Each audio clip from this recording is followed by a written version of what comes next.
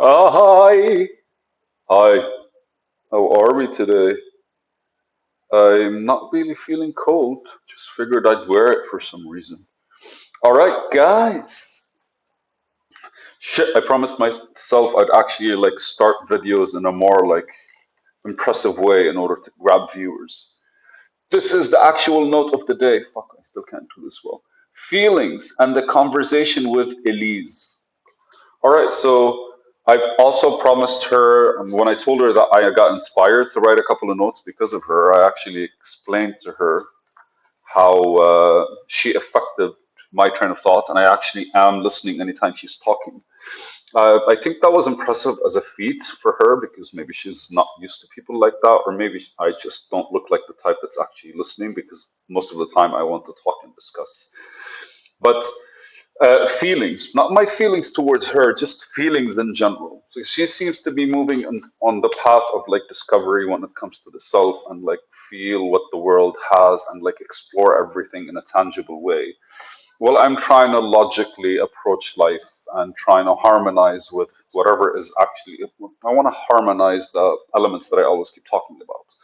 So the reason I'm starting this video today is because I have been discussing a certain impact we have through our behavior on our feelings and how we can establish some form of standard consistency, strong essence of pursuit, a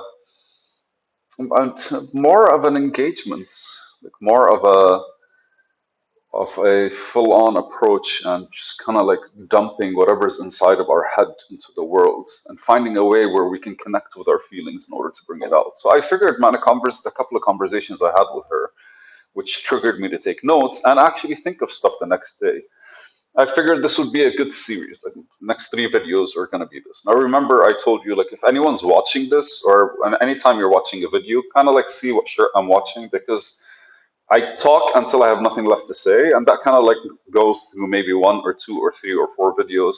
It's fun, I guess, if you just want to sit and see somebody figure stuff out or just explore things in different ways. But the conversation with her was me explaining stuff naturally. She was kind of intrigued and worrying I had some psychopathic tendencies because I'm trying to involve logic in everything.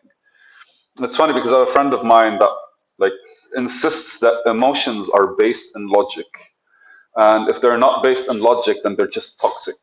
And I think what she tried to say, another friend of mine, what she tried to say was that if people are sporadically listening to their emotions, it becomes a toxic environment because you never know what else is going to be triggered.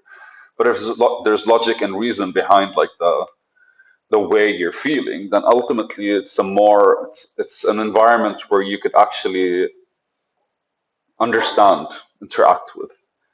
Uh, I think from her side is control, but I would choose understanding and predictable, maybe even. But maybe it might not sound as fun as it could be, but ultimately, if I'm engaging with somebody or engaging with an environment, I prepare for the uncontrolled, but I would want to involve myself with things that I'm able to get out of instead of just kind of feel lost or feel like something's kind of I don't know, poisoning me on the inside. But feelings, let's discuss feelings and how feelings move us, engage with us, trigger us. And the way I see it, or the way at the very least I predict it makes sense, is the fact that the body is the representation of our existence in this world, and the only way it can communicate with you is through the feelings that you have. And I feel the mind is the rational, logical part. You are the intention, and I feel I don't. This is my philosophy because my mind is the logical aspect, and that tries to make sense of things. And then there's the body that basically communicates with the world through these sensations, and these sensations create feelings. Like I'm feeling cold. I'm feeling cold when my body is cold. So the actual the feeling is the translation of that sensation to me. I'm feeling vulnerable. It's because the body is kind of not really safe. Or the body is kind of like exposed. I'm showing some kind of trust or some like, all right, I'm not on guard anymore. So ultimately, the body is feeling like it's not going to react in time, calm, relaxed, in an environment that's not really calming or relaxing or an engaging in trust. And with this, I think about our dear friend Daniel Kahneman, and he's the author of Thinking Fast and Slow. And one of my favorite things about the book, or just I don't know, anytime I remember something about that book, it becomes a favorite thing of mine. But it's funny. It's funny because, like, at least when I think about it and I say it's my favorite, it's one of my favorite things. That's me allocating a certain kind of like feeling towards that thought, and then suddenly that thought becomes more ingrained in me, and I'm able to like apply it on a day-to-day basis because I am this body is basically utilizing my mind's logic in order to approach the day, and they're trying to harmonize the feelings, trying to harmonize with the logic in order for us to kind of like flow better and all that stuff. So I really think that's what feelings do. Feelings are like the instinct, the intuition that you have. They're that small thing that kind of like engages you and like moves your awareness and kind of like stands firm through different forms, maybe through like anxiety, maybe through excitement, maybe through stress, maybe through all kinds of like stuff. And it'll be a good exercise for us to find these words and that we use to express what we're feeling. Because ultimately, each one of them can be allocated to like different environments or different situations. And by doing that, we'll be able to apply different logics on them, or at least like the scenario, the statements, the way we interact, the way we choose to tell the story. We'll be able to adjust it or just move it in a different direction so that the next time situations like these exist, we don't necessarily respond the same way, but we find a way to kind of like drive a path out of them or to build something using them and utilizing them because learning experiences are still experiences and growing experiences are not necessarily all learning experiences, but like we're moving from one place to another. We're not really learning. Maybe we're just like the lesson is not the experience, is avoiding the experience. I don't know, man. There's a whole lot of shit that you can actually build when it comes to your path towards something else or your existence in something. But moving away from all that mental like juggling that I'm that I'm doing right now and the confusion that I might throw in front of you, the harmony between feeling and logic. That could be a good actual title for this, the harmony between feeling and logic.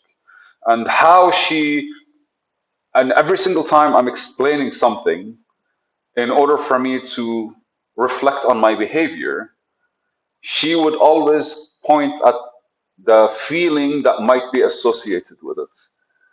And at that time, she pointed at something that I am judging harshly. And while we're having the conversation, I stopped, and I didn't. I naturally, when I stopped because like, what are you saying, and what do you know? But then I realized that's what I was doing, so I kept quiet. And then I asked her, "It's like, what do you mean I'm judging?" And then we started having a mini discussion until we pointed that instead of using judging when you're kind of like judging is more right or wrong, yes or no, or kind of like you're trying to decide on something using judgment.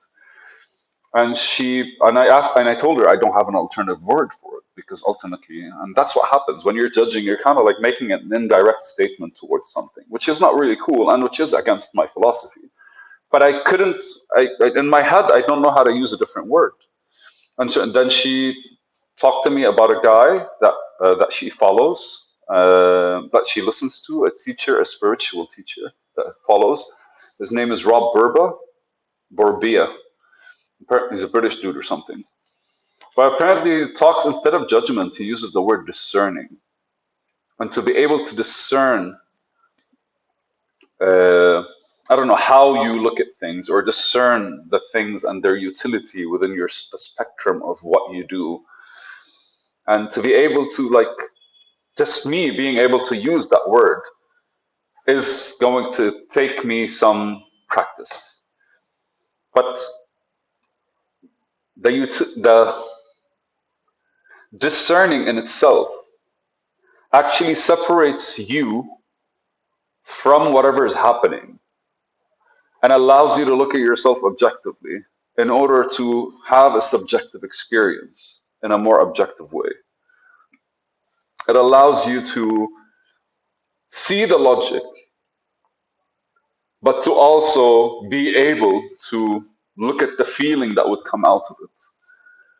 And whether it is like, whether if it's a behavior or a situation or a concept or context or just activity or action, all of these, if you're able to discern how you are interacting with them or what they actually like mean to you, then you'll be able to like extract the feeling that you have with yourself that you probably like. I think our problem is not that we don't feel. I think our problem is we bundle a lot of different feelings under like small words. Like one word explains a whole lot of a spectrum of feelings. But I don't think that's actually valid. And I mentioned it before, like Japanese people have a meaning for every feeling. And they do it on purpose, so they don't have to actually like expand or worry or get lost in where they are. They explain exactly how they're feeling in any given moment because they're able to discern the difference between where they're at and the impact of their environment, the activity, the people that are around them, and all the variables that would cause this feeling to rise. Okay, this is fucking amazing though. I actually went a full loop to something I talked about like a couple of videos back, 10, 15 videos back. But so a conversation with her led to that word as the end result. And that allowed me to, and now through this conversation, allowed me to see the difference between just logically approaching things and allowing the feelings as well to be part of the approach and to be able to discern between the differences and just the engagements and the strengths and positives and negatives and the goods and bads and the rights and wrongs of this thing. Fun stuff, man. Yalla. I'm gonna hashtag her, by the way. I'm gonna tag her with this. I'm gonna leave it as one of those like Easter eggs for her to find. Love you.